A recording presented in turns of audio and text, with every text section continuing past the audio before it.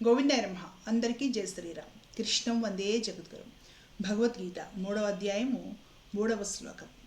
శ్రీ భగవానువాచ లోకేస్మిన్ ద్వివిధా నిష్టా పురా ప్రోక్తా మయా నఘ జ్ఞానయోగేన సాంఖ్యానాం కర్మయోగేన యోగినాం. కృష్ణ పరమాత్మ అర్జునుడితో అంటున్నాడు, ఓ అనగా అర్జున, ఈ లోకమున 2 నిష్ఠలు కలవని ఇంతకు ముందే చెప్పి ఉంటిని. వానిలో సాంఖ్యయోగులకు జ్ఞానయోగము ద్వారా, యోగులకు కర్మయోగము ద్వారా నిష్ఠ కలుగును. ఇది ఈ శ్లోకానికి అర్థం. ఏ సందర్భంలోనిది ఈ శ్లోకము? అర్జునుడు కృష్ణ పరమాత్మ చెప్పిందంతా విన్న తర్వాత తన సందేహాన్ని వెలుగుచ్చారు. అర్జునుడు ఏమన్నాడు? 1-2 శ్లోకాలలో, స్వామి, జ్ఞానము చాలా శ్రేష్టమైనది, సర్వోత్కృష్టమైనదని నువ్వే చెప్తున్నావు. జ్ఞానం అంత గొప్పదైనప్పుడు భయంకరమైన ఈ యుద్ధ కార్యమునందు నన్నెందుకు నియోగించుతూ ఉన్నావు? నీ ధర్మము యుద్ధము చేయనని ఎందుకు ప్రోత్సహిస్తున్నావు? జ్ఞానం గొప్పది కదా. అప్పుడు ఇవన్నీ వదిలేసి హాయిగా నేనేదో ఆ జ్ఞానం నేర్చుకొని ఆ బాట పట్టి జ్ఞానం ద్వారా ముక్తిని పొందగలను, లేదంటే భగవంతుడిని పొందగలను కదా. జ్ఞానం అంత గొప్పదైనప్పుడు మరలా ఈ కర్మ చేయమని, అది కూడా భయంకరమైన యుద్ధము చేయమని ఎందుకు ప్రోత్సహిస్తున్నావు? నాకు నీ మాటలు కలగాపులగంలా ఉన్నాయి. అంటే ఇంకా పూర్తి క్లారిటీ రాలేదు స్వామి. కాబట్టి నాకు మంచి శుభం కలిగించే, మంచిని కలిగించే ఒక మార్గాన్ని చూపించు అని ఉన్నది ఉన్నట్లుగా తన సందేహాన్ని, తనకి ఎంత అర్థమైందో, తనకి ఏమనిపించిందో దాన్ని అర్జునుడు కృష్ణ పరమాత్మ ముందు వెలిబూచడం జరిగింది. మనం తెలుసుకోవాల్సిన విషయం కూడా అదే. ఏమైనా అనుకుంటారేమో అని అంతా అర్థమైనట్టు తలలోపకూడదు. ఆచార్యుల ముందు, మహాత్ముల ముందు తెలుసుకోవాల్సి వచ్చినప్పుడు మాకేదో అంతా అర్థమైంది అన్నట్లుగా తలలోపకూడదు. క్లియర్గా విషయము లోతుగా పరిశీలనాత్మకంగా పూర్తిగా అర్థమయ్యేంత వరకు కూడా తెలుసుకునే ప్రయత్నం చేయాలి. ఆ విధంగానే జ్ఞానాన్ని పొందగలుగుతాం. అర్జునుడు ఇక్కడ మొహమాట పట్టలేదు. నేను ఏదో అడిగితే వీడు మూర్ఖుడు అని పరమాత్ముడు అనుకుంటాడేమో కృష్ణుడు, అంత అర్థమైపోయినట్టు బుర్రూపేద్దాంలే అనేసి అర్జునుడు అనుకోలేదు. బుర్రూపినట్లయితే 2వ అధ్యాయం దగ్గరే భగవద్గీత సమాప్తం అయిపోయేది. అర్జునుడు అలాంటి వాడు కాదు, మహాపురుషుడు. ఏదైనా ఒక విషయాన్ని కూలంకషంగా తెలుసుకున్న ద్వారా జ్ఞాన సముపార్జన చేయాలి. కూలంకషంగా తెలుసుకుని దాన్ని చక్కగా మనకి శ్రేష్టమైనదైతే ఆచరించి ధరించాలి. ఈ విధమైన భావన ఉన్నవాడు, ఇలాంటి వ్యవహార రీతి ఉన్నవాడు. కాబట్టి తను ఏమాత్రం సంకోచించకుండా, మొహమాట పడకుండా, సిగ్గుపడకుండా కృష్ణ పరమాత్మను తనకి కలిగిన సందేహము, తనకు అర్థమైంది ఏదో, తనకి ఏమనిపించిందో చెప్పడం మొదలెట్టాడు. దానికి కృష్ణ పరమాత్మ ఇస్తున్న సమాధానం ఇది. అర్జున, ఈ లోకమునందు 2 రకాల నిష్టలు ఉన్నాయి, అది తెలుసుకోవాలి. ఆ విషయాన్ని కూడా నేను నీకు 2వ అధ్యాయంలోనే చెప్పేశాను, గుర్తుపెట్టుకోవాలి. జ్ఞానములకి ఎవరైతే భగవంతత్వ జ్ఞానమును తెలుసుకునే యోగులు ఉంటారో వాళ్ళకి ఆ జ్ఞానయోగం ద్వారా నిష్ఠ కలుగుతుంది. ఎవరైతే యోగులు అంటే కౌశల్యంతో కర్మలు నిర్వర్తిస్తారో వారికి కర్మయోగం ద్వారా నిష్ఠ కలుగుతుంది. పాపం అర్జునుడు దీన్ని కలిపేసే ప్రయత్నం చేశాడు. అక్కడ వచ్చింది సమస్య. దాన్ని కృష్ణ పరమాత్మ సవరించి అసలు జ్ఞానయోగం అంటే ఏమిటి, కర్మయోగం అంటే ఏమిటి, అంటే ఏ దారులు పట్టుకొని ఏ విధంగా భగవంతుడిని పొందగలం, ఏ పనులు చేస్తూ, లేదంటే ఎలాంటి ఆలోచనలు చేస్తూ, ఎలాంటి భావనలతో ఉంటే మనం భగవంతుడిని పొందగలం, దానికి దారులు ఎన్ని ఉన్నాయి, మార్గాలు ఎన్ని ఉన్నాయి, అవన్నీ కూడా పరమాత్మ ఒక్కొక్కటిగా అర్జునుడి ముందు ఉంచడం మొదలెడతాడు. అప్పుడు అర్జునుడు అందులో ఒక తనకు శ్రేయస్సు కలిగించేది, తన స్వధర్మానికి విఘాతం కలిగించినది ఒక మార్గం పట్టుకొని తరించడం మొదలెడతాడు. అంటే భగవంతుడు లేదా గురువు మనకి చక్కటి మార్గాలు నిర్దేశకత్వం చేస్తారు.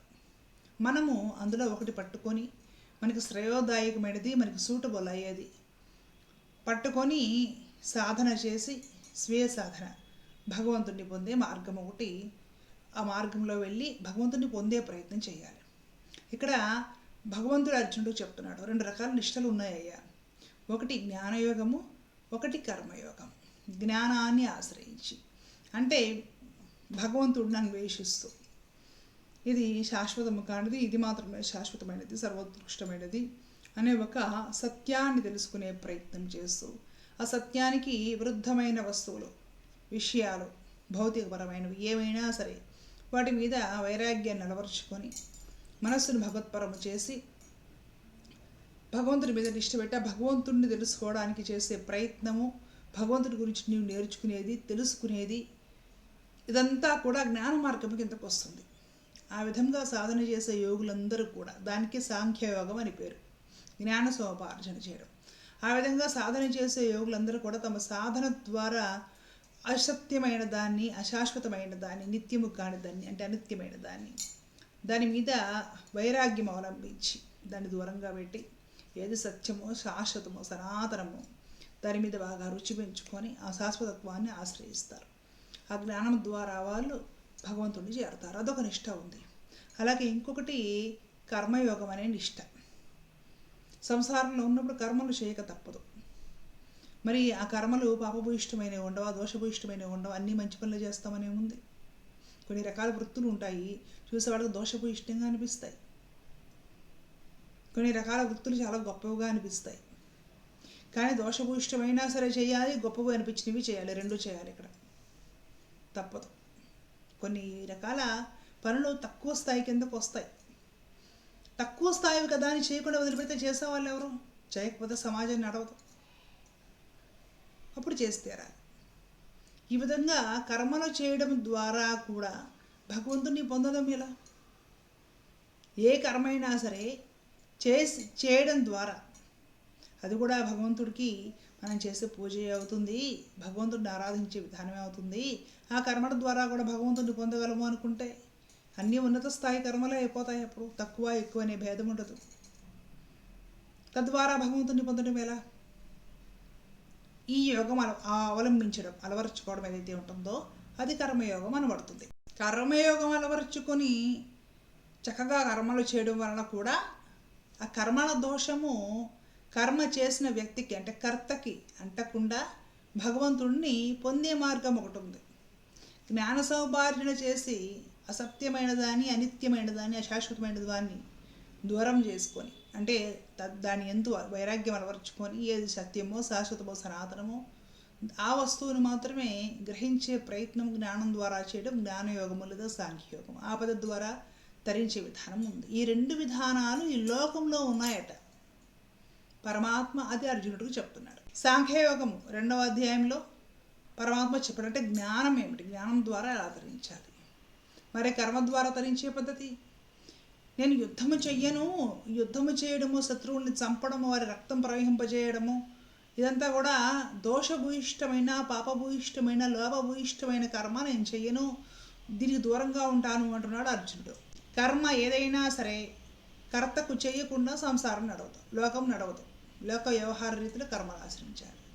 మరి ఇప్పుడు కర్మలు ఆచరిస్తూనే కర్మల దోషము పాపము నీవండి కంటకుండా పైగా భగవంతుడిని చేరే విధానం, ముక్తిని పొందే విధం ఏదైనా ఉందా? ఉంది. దాన్ని పరమాత్మ ఈ అధ్యాయంలో వివరించే ప్రయత్నం చేస్తున్నారు. తెలుసుకున్నామంటే కర్మలు ఆచరించినా కూడా పాపము దోషము ఏమీ ఉండదు. పైగా మనం ఆచరించే కర్మల ద్వారా కూడా భగవంతుడిని చేరగలుగుతాం. కాబట్టి తెలుసుకునే ప్రయత్నం చేద్దాం. ధర్మో రక్షిత రక్షిత. జై శ్రీమన్నారాయణ.